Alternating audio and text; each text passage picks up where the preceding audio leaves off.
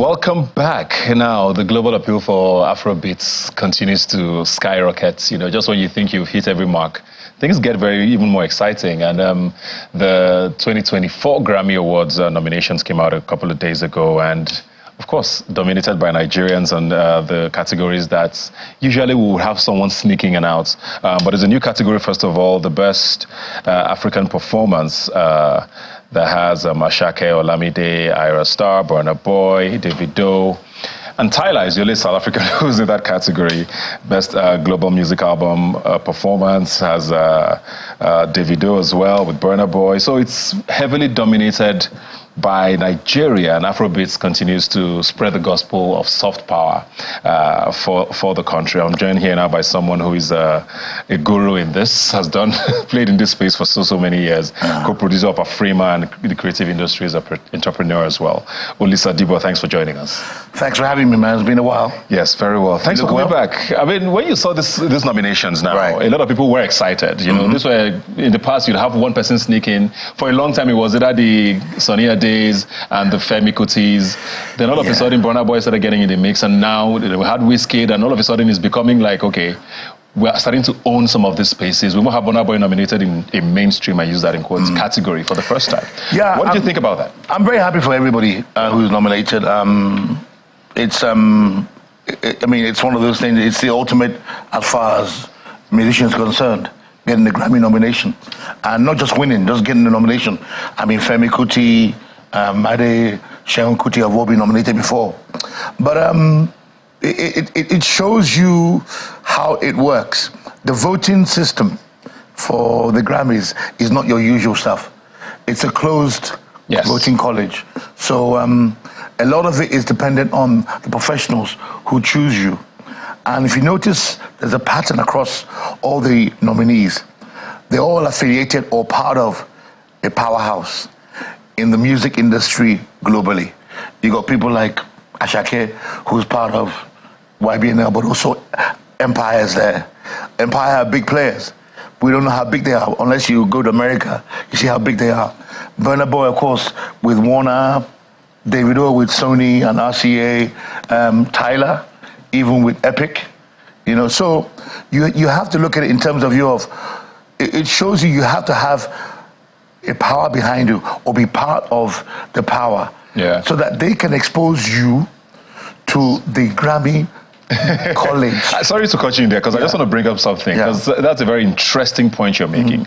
I think 2 or 3 days ago, there was a podcast or radio conversation from Ghana that sort of went viral in Nigeria, where the Ghanaians were talking about how none of their artists got included in any of these categories, and it was just because the Nigerians have understand the money game in America. I mean, Nigerians interpreted it as meaning that Nigerians paid for their Grammys. No. But are you do you understand what their point is? Are you making a different point? Yeah, when they say money game, it sounds crude, like somebody is, paying for there are certain institutions in the record industry. What I would like it to who are there. They're gonna have artists nominated every year. They control the market because there's a certain amount of artists, certain amount of labels have to be played on radio, have to be on TV. So you have to understand that there's no year that's going to go by where you will not get an artist from Sony or Warner or Universal being nominated for a Grammy. Because they are the cornerstones. They're 3 big giants of the industry. So they control the consciousness of the college. So you are there. You're David. You're in Africa. But you know what? Sony has the power to put you on the late night talk show circuit where you get seen and heard by the potential voters of the Grammy College. Ashake has made appearances on those kind of platforms. Saturday Night Live, Jimmy Fallon, Jimmy Kimmel, all those shows. Then the same thing with Burna. And then Burna and people like David are also out there as well. They are very aggressive. So it's not just about having the big players behind you. You also have to have your own personal team and structure in place to brand you a certain way to get there. So you notice that all of them have a good team. I mean, Burna, we all know about Burna and Auntie Bosse, Mama Berna, she's awesome. Got an incredible team behind her. Though Davido has got his massive team behind with Asa and Prince. Who else is there? Ashake has Olamide, YBNL, and Gazi as well. Tyler has Epic, and she has a team led by a gentleman called Colin. They understand the game. You know, I've had in conversation with Ghanaian artists about why not just Ghana but other African countries, they're not aggressive enough. You know, you have to go out there. Because I just wanted to be sure it doesn't take away from the talent. No, it's not. The fact that these were great albums. No, these are great albums. Yeah. Listen, there were other albums, other artists who could have been, maybe should have been nominated, but they weren't because they're not out there like that, or they're not in your face. You know, if your name is Marley or your name is Morgan, the chances are, if you release an album for the reggae category, you'll get nominated. Do you see what I'm saying? I like where this power and money conversation is going now, because I want to talk about, you know, what has sort of become a conversation locally here now. We've seen a lot of sort of music industry players here. They brought it up a lot, and I'm sure it's something you know very well about and are passionate about. You know, the fact that it looks like the money is now being made outside of here. We have these artists who are blowing up, but when the money game gets interesting, they're all sort of relocating or getting signed by these international labels, and we can't compete with that anymore. Almost like locally, the music industry is too weak. I mean, we heard about a few concerts getting cancelled because we allegedly couldn't afford tickets to buy, you know, these things. People can't afford to pay Nigerian artists anymore. We're hearing crazy, ridiculous amounts, $500,000 to have an artist at your show for 30 minutes, you know. Have we lost out? Are we losing out? What should we be doing? We are losing out to a certain degree. But you see, it's an equilibrium kind of thing whereby the artists have to be careful as well, so that they don't price themselves out of the market for Africa. The scale of the economy of Africa is not the same as Europe or America or Far East. You can get $100,000 to perform somewhere in America, $500,000 perform, but $100,000 is 100 million naira here. That's a lot so of when money. you now, as a local promoter, how am I going to make my money back if I pay an artist $500,000? Even if I have corporate sponsors and branding behind it, I'm still not going to I'm going to come up short. So am I going to, you know, risk it and end up owing money and losing money and going bankrupt because I want to put on a show with an African A-list artist? So they have to be careful about that. But also we have to appreciate that they are now global superstars. So what I would advise is that when there are certain territories, put a price on that. But when you come to certain territories, put another price. You know, have your price for other markets, Europe, America, Far East, but then look at Africa. Because if you don't, you're going to get priced out. You're going to price yourself out, and you're going to get forgotten. And then the next level, the next layer of artists coming in. And there are lots of them. They are, Ross, you don't even know how many. So before I do a lot of bookings. I was getting people asking me, so. Now, they're not asking me about those guys anymore at the top. They've come down to the B plus. The guys who are charging 50,000 or less, or between 50,000 and 100,000 to come and do a concert in Zimbabwe, do a concert in Rwanda. So you have to be, but you see, we have to, I'm happy that they've gone global, but we have to convince our local money to get into the business. The venture capitalists, the private equity. There's money here. There's a stack of money here for the industry. But what I'm happy about is that the people who've gone outside and have made Afrobeat big, people are saying, oh, wow. So now the local people are saying, so this thing is this big, why am I not part of it? You have to be part of it. Universal is in Nigeria. Sony is in Nigeria. Virgin is in Nigeria. Gamma is just coming into Nigeria. Warner is in Africa. So they're all here. There must be something that we're doing right. And they had left and they're coming back. So it means something's happening. Apart from, we have to also own, because right now we're getting recolonized economically. So we have to own the back end of the business. So this is a clarion call for the local money, the private equity, the venture capitalists to come on board. And luckily, that conversation is being had now. Before, I used to get, oh, Lisa, this is your industry, we don't understand it too. So, Oboga. Now people are calling you to say, let's have a meeting. But people are calling and say, oh, okay, right now, let's have meetings. Let's talk about it. Oh, we know that there's money for this thing. So it's getting better. So we have to make sure that we don't lose out and become like the poor man's cousin, as it were, you know? Yeah. And let's talk about the venues thing now, because I feel like that's one of the biggest conversations that happened around, I think it was Afro Nation, we can mention their name, who tried to have this concert. A lot of talk about the fact that the venue that was chosen became a logistics nightmare for so many reasons. I mean, we still don't have a venue. Venue is just or do we? We have venues, but not enough venues, the kind of venues. I mean, artists are selling out stadiums. Yeah, stadiums. But you know what? Why don't we have a national tour circuit for artists? Why can't they go to Port Harcourt Stadium, Calabar Stadium, Enugu Stadium? You know, are the logistics they're able to support them though? It's a nightmare, and the cost implication for you as a promoter will be huge. You know, moving your equipment from venue to venue alone. You know, securing the venue, because the venues are porous. I've been involved in shows for the last shows, apart from the Christian stuff that goes on every year. The last shows that were done by cigarette companies, I was part of those shows. I hosted a lot of them, and I tell you, they were nightmares.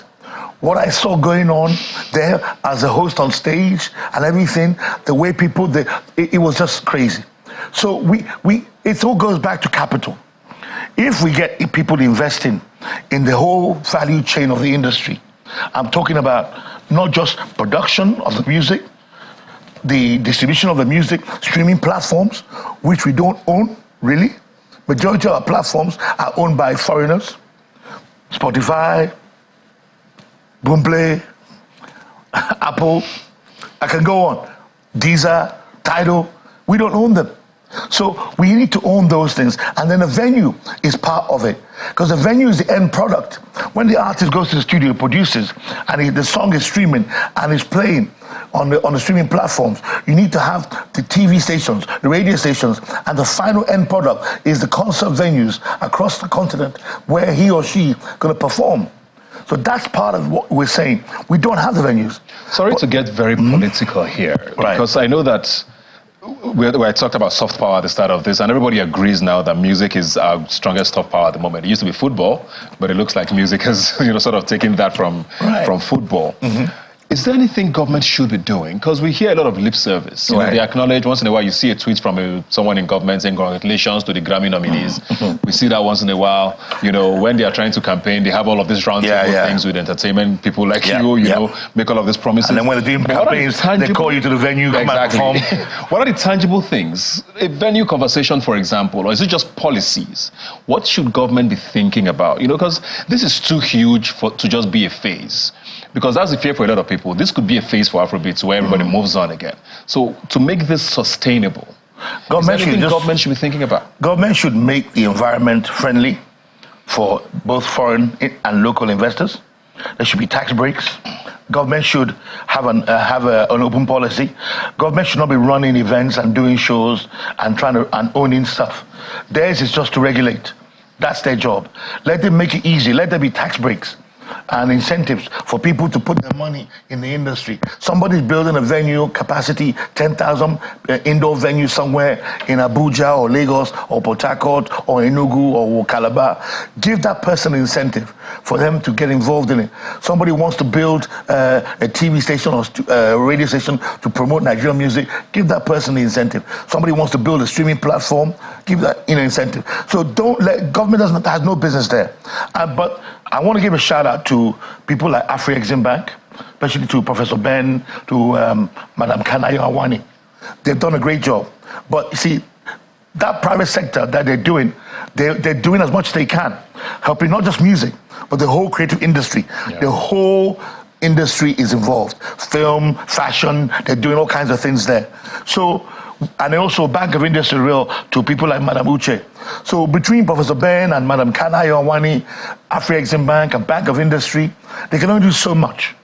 So we need other people, other money to come in and private sector, private sector, and true. for them to. So the fact is that we're having conversations now means, because before they didn't take the creative people seriously.